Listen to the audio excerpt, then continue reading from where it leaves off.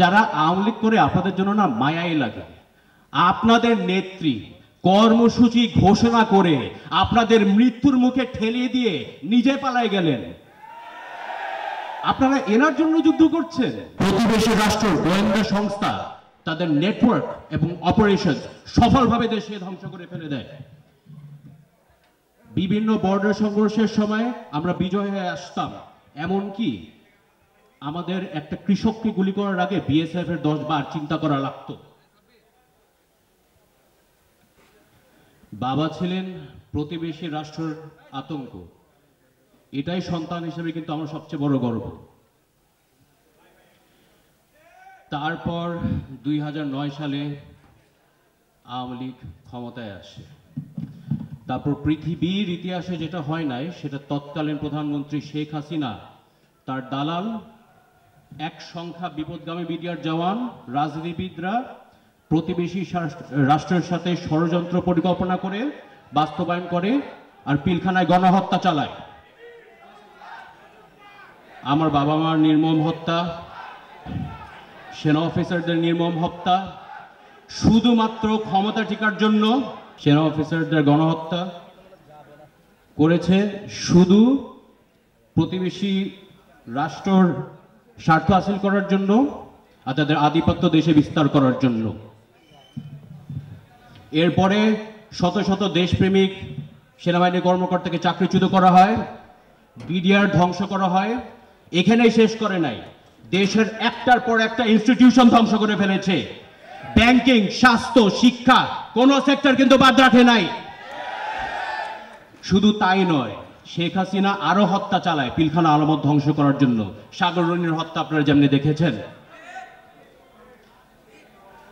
25 তারিখ ফেব্রুয়ারিতে দরবার হলে যখন গোলাগুলি হয়, অফিসাররা আমাকে বাবাকে বলেছেন, স্যার গাড়ি রেডি আছে, আপনি চলে যান। আর বাবা তখন রেগে বলল, কেন যাব, কোথায় যাব? আমি আমার অফিসারদের ফালায় কোথাও যাব না। তারপর বলেছে, তোমরা মৃত্যু ভয় পাও, মৃত্যু তো একদিন আসবেই। যখন জওয়ানরা গোলাগুলি করতে সব অফিসারকে বের হয়ে আসতে বলেন, আর বাবা সব অফিসারকে পিছিয়ে যেতে বলে সবার আগে চলে যায়, এবং তখন তিনি শাহাদাত বরণ করেন। নেতৃত্ব শিক্ষা এটা আমি পেয়েছি।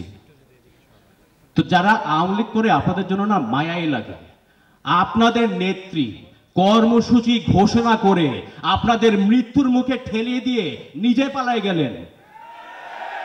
আপনারা এনার জন্য যুদ্ধ করছেন, এর আগে ক্ষমতা বসানোর চেষ্টা করছেন। আশ্চর্য বিষয়। এখন খুব একটা ক্রুশাল একটা সেন্সিটিভ সময়। আমাদের জাতীয়তাবাদী আদর্শ ধারণ করে জাতীয় ঐক্যতা বজায় রাখতে হবে। আমাদের শুধু পিলখানা হত্যাকাণ্ডের বিচারে শেষ হবে না, আমাদের ভবিষ্যতও দেখতে হবে। বিচার হবে যদি আমাদের সার্বভৌমত্ব সফলভাবে রক্ষা করা হয়। বিচার হবে যদি পিলখানার মতো জঘন্য হত্যাকাণ্ড বাংলাদেশের ইতিহাসে আর না হয়। আমি চাই না অন্য কোনো পরিবার ফেস করুক যেটা 16 বছরে আমাদের ফেস করতে হয়েছে। 31 দফা আউটলাইন স্ট্রাকচারে একটা পয়েন্ট আছে of administrative reform, civil and military reform একটা পয়েন্ট আছে। এটা এমনভাবে বাস্তবায়ন করতে হবে যেন আমাদের ইনস্টিটিউশনস কখনো কম্প্রোমাইজ না হয়ে যায়। আপনারা যদি পড়ে দেখেন, 31 দফা আউটলাইন কিন্তু কোনো শুধু ইনস্টিটিউশনাল রিফর্ম নয়, এটা একটা রোড ম্যাপ টুয়ার্ডস এ সোশ্যাল রিফর্ম।